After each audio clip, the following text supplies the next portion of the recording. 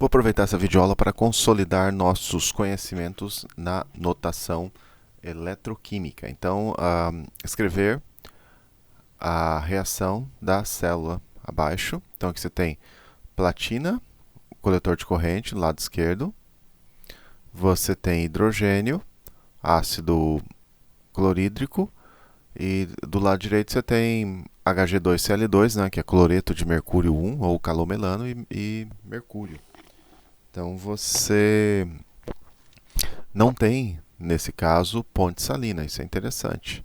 Então trata-se de uma reação num único becker, vamos dizer assim. Tem uma caixinha chata que está subindo toda hora aqui que eu coloco o mouse, que eu clico aqui, ó, tá vendo? Ó, dessa vez, veio sim. Então, deixa eu fazer uma coisinha aqui para facilitar a nossa vida. Descer um pouquinho aqui o texto.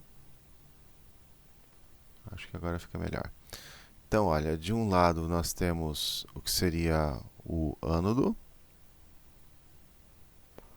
De outro lado nós temos o que seria o cátodo. Se você quer imaginar e precisa de ver o desenho, né? Então você poderia pensar assim, por exemplo, um único becker. Então, é um sistema que não tem ponte salina. Um único becker. E eu tenho uma solução de ácido clorídrico, né? Então, vou até pôr verdinho aqui em homenagem ao cloro.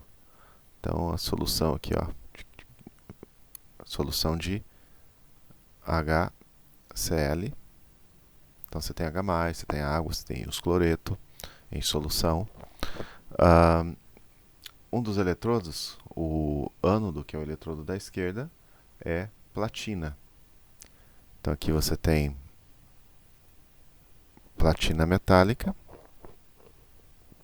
Platina metálica.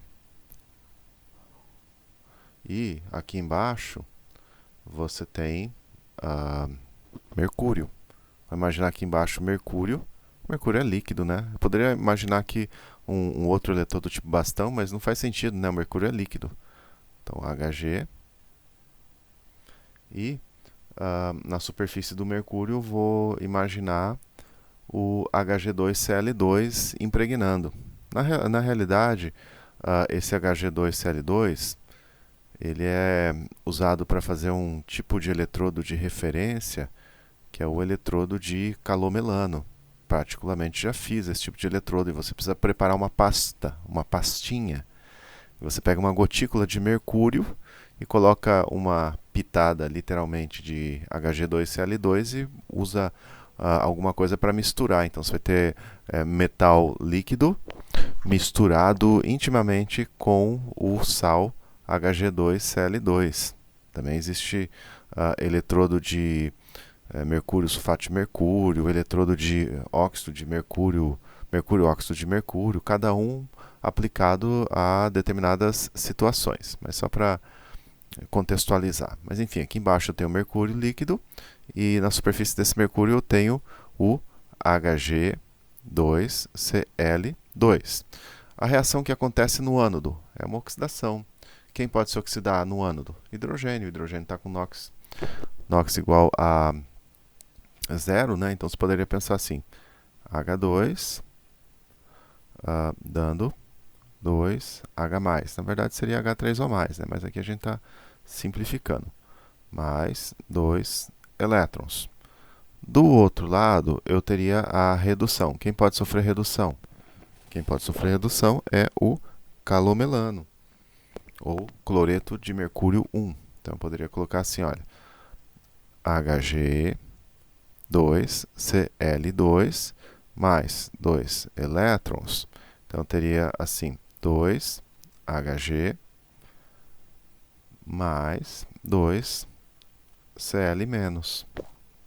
E aí eu posso até somar essas semi-reações para obter a equação global.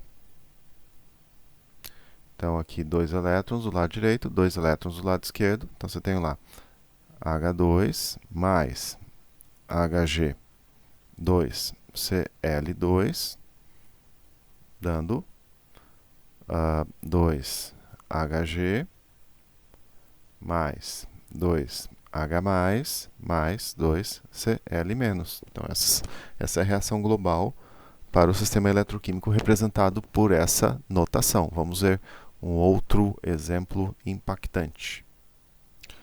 Novamente, um exercício envolvendo a notação eletroquímica. Nesse caso aqui, reparem bem, tem duas barras verticais. Então, aqui nós temos uma ponte salina entre os dois compartimentos eletródicos. Então, aqui eu tenho o ânodo. E aqui eu tenho o cátodo. Então, sempre na notação eletroquímica, o ânodo fica para o lado esquerdo. Agora, como você faz no laboratório, ninguém está nem aí para isso. Você coloca do lado direito ou do lado esquerdo, em cima, embaixo, tanto faz. Mas na notação eletroquímica, ânodo é do lado esquerdo. Quer ver? Ó, vou pegar e vou pôr o ânodo do lado direito. Não vai fazer a mínima diferença. É só uma questão de desenho. Eu nem precisava desenhar aqui, mas para aqueles que não entenderam bem, vou desenhar para vocês. Então, do lado esquerdo tem alguma coisa que é parecida até com o eletrodo de hidrogênio. Talvez seja um eletrodo padrão de hidrogênio. Então, vou fazer um desenho aqui. Ó, meu fiozinho de platina aqui. Platina. E aí eu tenho aqui a plaquinha de platina. E eu poderia imaginar um tubinho.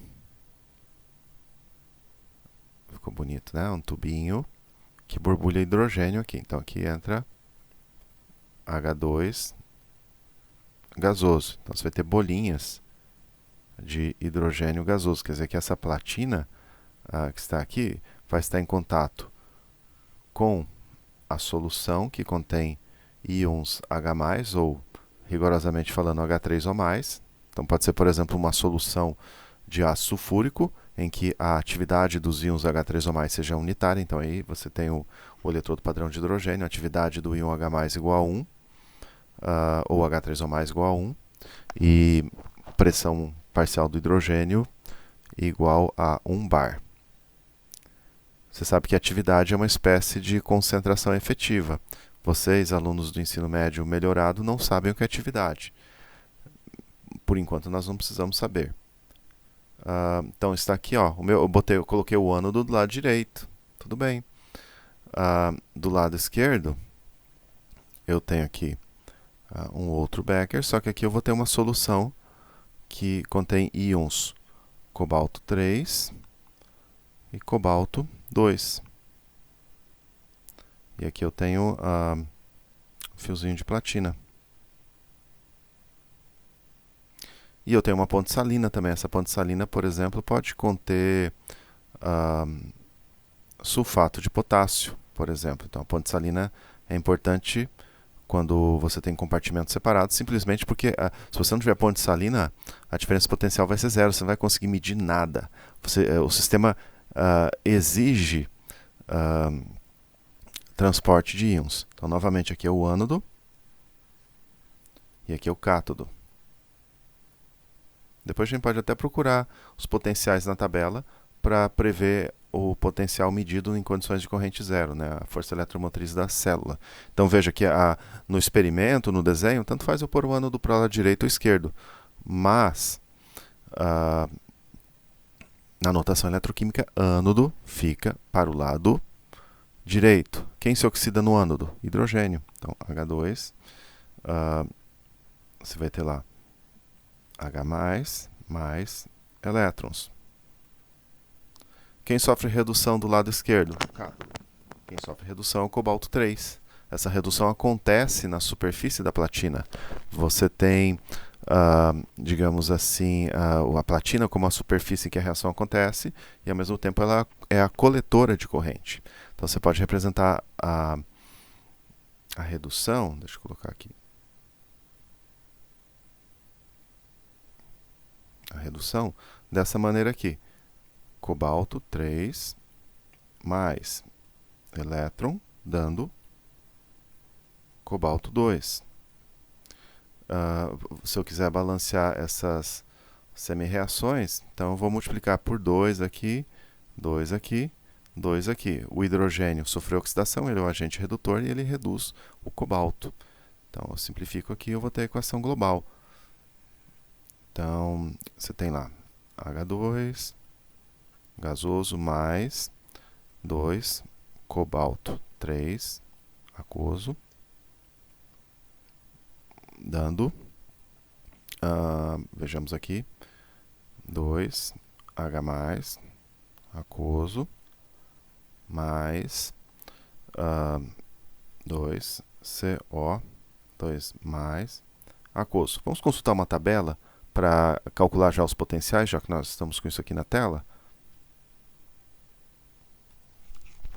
Então, o potencial dessa primeira semi-reação vocês já devem desconfiar, né? Trata-se do eletrodo de hidrogênio, né? Então, vou até mudar de cor aqui, vou pôr em azulzinho. O potencial do eletrodo de hidrogênio é 0. E da segunda é o potencial de redução do cobalto 3. Vamos ver aqui na tabela. Olha aqui, ó.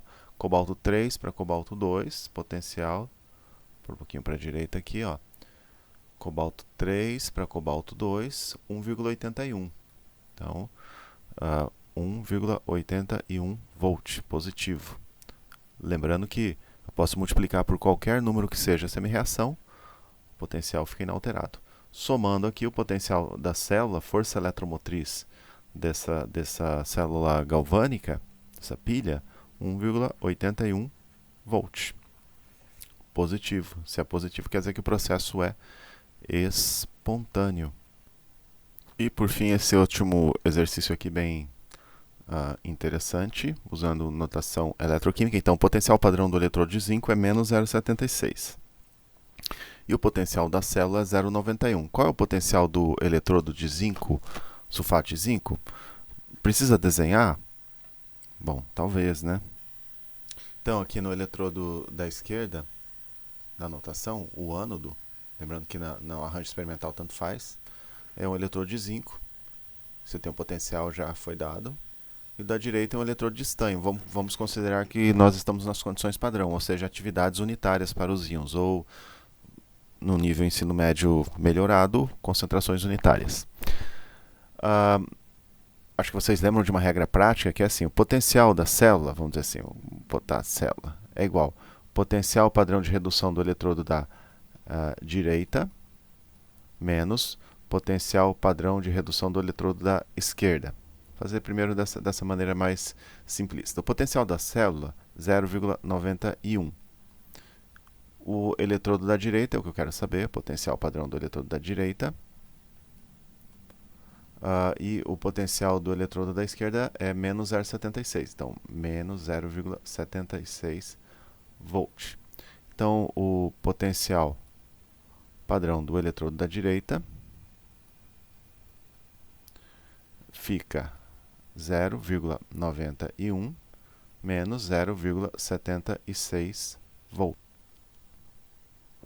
Isso dá 0,15 volt. Você também, se você quiser, você escreve a equação global, ou as semi-reações primeiro, depois a equação global. Então, do lado esquerdo você tem o zinco. Zinco sofre oxidação. Zinco 2 mais 2 elétrons. Ele já deu o potencial de redução do zinco, que é menos 0,76 volt. Do lado direito, a reação catódica é a redução do estanho 4. Então, você tem lá SN4+, mais 2 elétrons, dando SN2+. E o potencial padrão de redução aqui, você não sabe. Você soma aqui para ter a equação global, então você vai ter estanho metálico mais... estanho metálico não, zinco metálico mais estanho 4+, dando zinco 2+, mais estanho 2+. E o potencial da célula aqui é 0,91 volt. Então, a diferença aqui de 0,91 para 0,76 é o potencial padrão. Então, você tem aqui 0,91 é igual. O zinco aqui está sofrendo, eu estou colocando aqui o zinco no sentido de oxidação, né? Só um detalhe, então aqui muda de sinal. 0,76 mais o potencial padrão do par redox estanho 4, estanho 2. E o resultado vai dar esse aqui, idêntico. Bom, próxima aula vamos continuar e vamos fazer uns problemas impactantes na próxima aula que eu tirei do Enem. Bom, até lá.